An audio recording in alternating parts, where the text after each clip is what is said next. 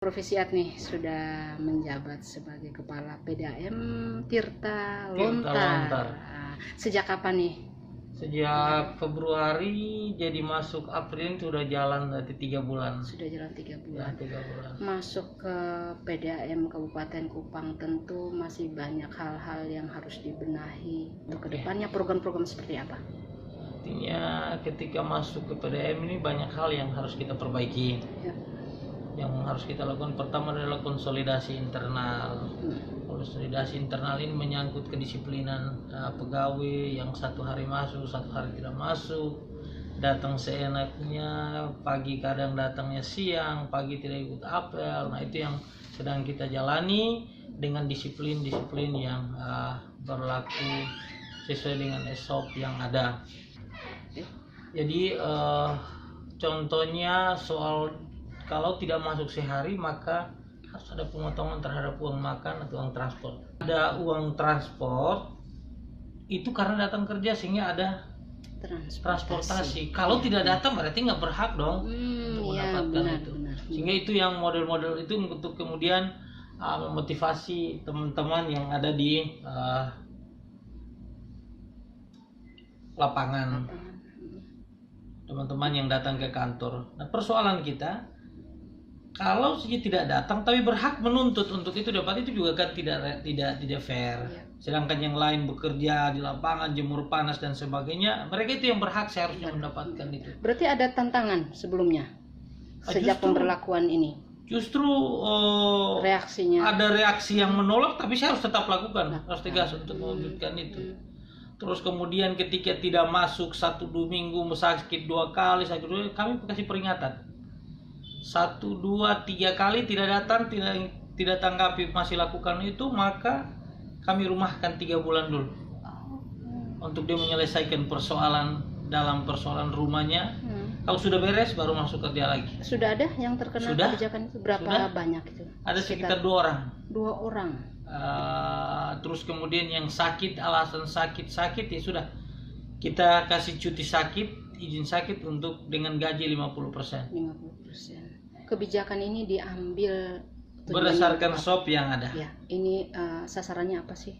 Sasarannya untuk memberikan efek jerah, untuk kemudian ada semacam kecintaan mereka terhadap perusahaan, disiplin, dan ada loyalitas kerjanya. Itu yang kami mau lakukan terhadap pegawai, konsolidasi internalnya. Berapa hari terakhir ini ada berapa petugas yang sering memasang meteran liar. Ya. Sehingga kemudian petugas baca meter pergi, meteran baca meter datanya nggak masuk, nggak ada, nggak tercantum ke kita.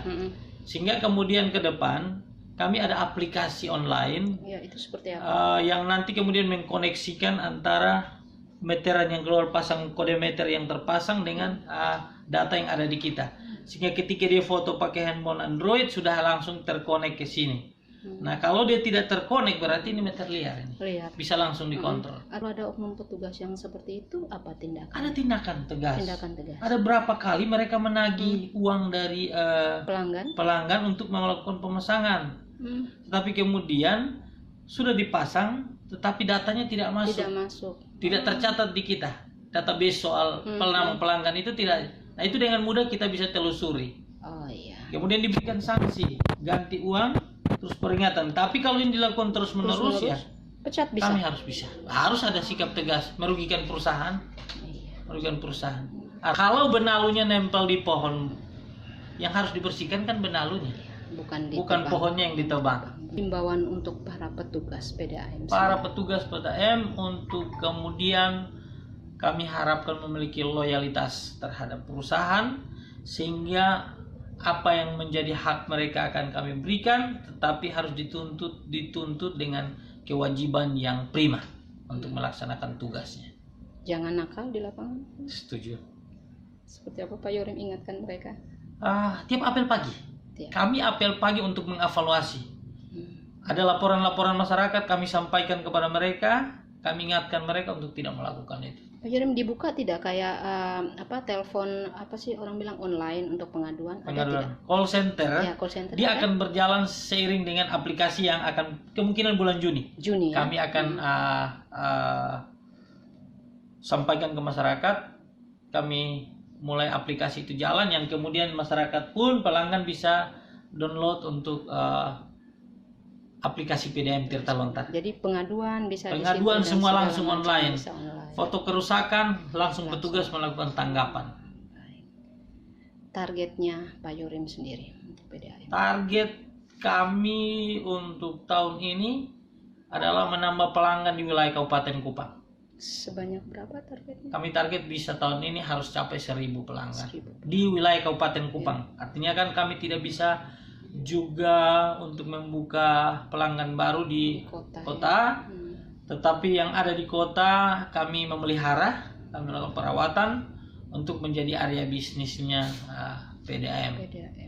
Tapi untuk pelayanan masyarakat kami akan mulai maksimalkan di wilayah Kabupaten Kupang.